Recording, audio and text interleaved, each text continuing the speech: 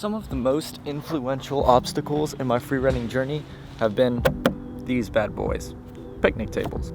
Starting freerunning about 2.5 years ago in 2018, growing up in suburban Pennsylvania, and now attending college in a small town in Ohio, hasn't really afforded me the opportunity to practice in the most traditional freerunning spots. You know, rooftops, stair sets with really nice ledges, those sorts of things. Instead, I trained on bleachers and benches and trees. But the most influential obstacles I've trained on are picnic tables. If you've seen any of my edits, then you've seen me train on picnic tables quite a bit. So today I decided, why not have a nice little session on a picnic table and try to figure out what makes it so enjoyable to train on. Ready? Let's go.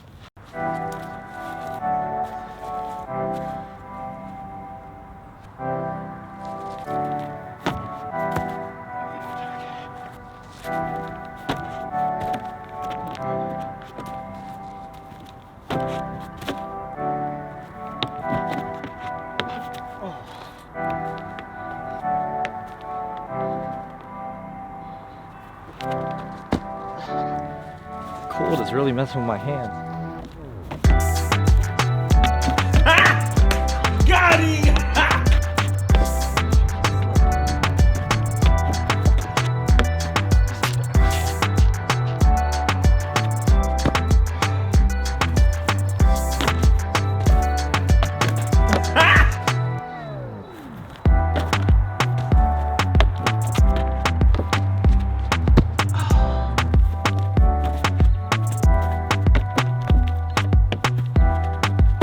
Really laggy and slow today. I'm just really lightheaded for some reason. I'm gonna try it one more time. If I don't get it better, then I'll just move on to the next one.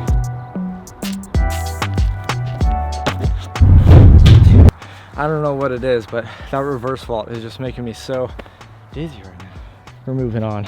I think there are a couple of reasons why picnic tables have become such a staple part of my freerunning training. The general size and shape of picnic tables make them very good for thinking of new flowy movements that can also be translated into other obstacles. I just think the dimensions of a picnic table lend themselves very well to freerunning training. So you have a flat surface, which is about waist height, which is perfect for palm spin variations and different types of vaults. Then you have two other smaller platforms that are also flat, that are connected to the picnic table, that are great for little jumping platforms if you want to get creative with them, or if you just want to actually use them to get extra height on your flips. It's longer than it is wide, which provides different things you could do. If I want to come at it long ways, I can do some double Kong. Also, what I really love about this obstacle is just how universal it is. I'm off campus right now in Ohio, but just like 3 minutes out, and there's a picnic table right here that I can train on, but I can also go back home and find picnic tables at the local park that overall have generally the same dimensions, which make them equally as fun to train on. And that just makes it a go-to spot to train. Oh, I want a free run today. Where should I go?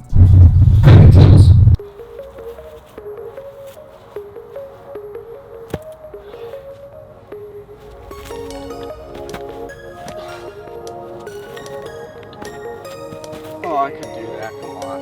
That's not even hard.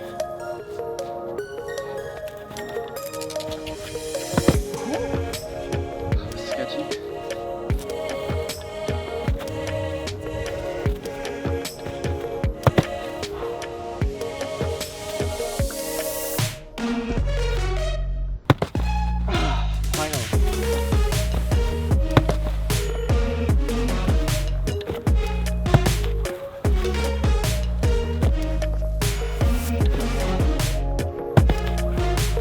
I really need to work on making my cheat gainers more cheated.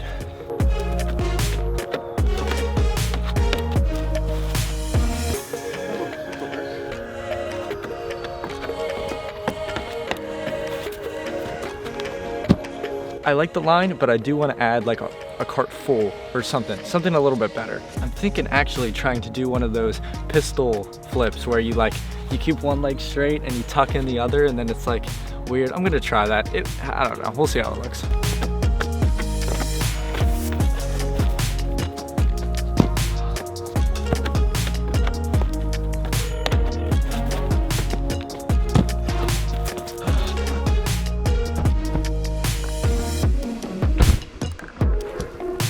You can see that I'm barely getting it, like barely trying to do it.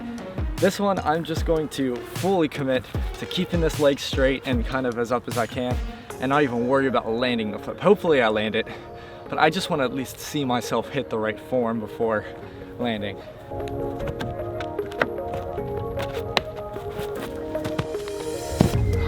I think that one was a little better, but it also cut out, so.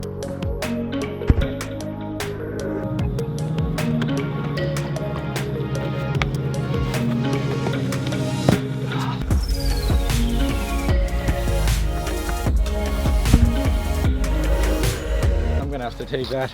I'm coming back to this line because I know I can do it. I'm just like really, I don't know, I was just not into it right for whatever reason. I was like lightheaded and all that.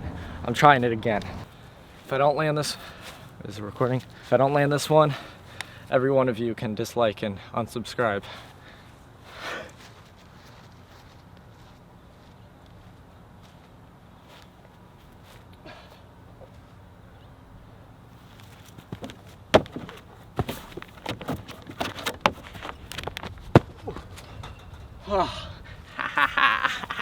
I guess I could just be lying and show you the one that I made, but take my word for it, please. I landed it first try, please.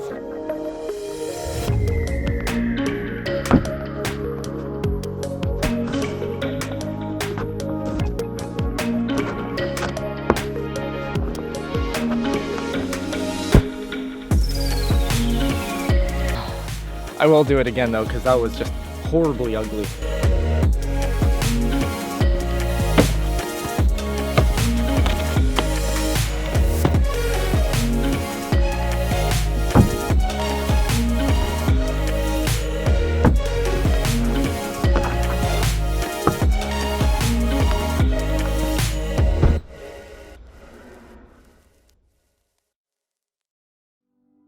One of the things I love about freerunning is just how largely the environment you grow up training in influences the athlete that you become down the road. The different landscapes and obstacles that people have to train on when they start their freerunning just really inspires oftentimes how their movement ends up turning out. And I love seeing people from all different types of life train their freerunning on completely different obstacles that I've never even thought of before. For instance, I've seen kids freerun on hay bales before at a farm, and it was just so cool to see, you know, them just climbing on these haystacks, doing flips off of them. It's just, you know, something that I would never experience, at least not now, because I don't grow up on a farm, I don't live at a farm, I don't have those things near me. And then you have the classic urban freerunners who are in those really beautiful spots that I think people stereotypically say are good freerunning spots. They have their own unique style, and then you have people like me who grow up in these suburban areas and train on the obstacles that I do. And although the obstacles themselves don't dictate your style, because there's so many different ways that you can use whatever obstacle it is that you want to, I still think it's just really interesting to see just how diverse freerunning is and how many people from so many different walks of life take up the sport and use their environment in creative ways that other people don't really think about. And isn't that kind of the point of freerunning? To take the environment that you have given to you and to use it in ways that it was never intended. This is why I try to hesitate when saying a freerunning spot is bad, because even though it's tempting seeing these people train on obstacles that seemingly were made perfectly to train on, I have to go back to what freerunning is about, and that is taking what is given to you and moving in a way that it was not intended to be moved on in that way. You know what I mean? Because even those spots that we as a freerunning community describe as traditionally good spots were once spots that nobody trained on because freerunning wasn't around yet. My point is that those first freerunners who started training in these urban environments, they had to work with whatever they had given to them. And I think because they started it, people kind of interpreted as those being the good spots, when in reality, it was just what they had to work with. I hope that makes sense. I love talking about the philosophy of freerunning and stuff like that, so excuse me if I'm ranting a little bit too much. But anyway, I would love to see what kind of environment you guys have to work with for your training. Do you train in a rural area, more urban, suburban like me? What kind of obstacles you train on? Anything like that, I would honestly love to know. Anyone who watches my videos knows that I read and answer all the comments, so please leave them in the comments. I'd love to hear what you guys have to work with. Alright, that's going to be all from me, guys. Thank you so much for watching. If you liked it, consider subscribing, and I hope to see you in the next one.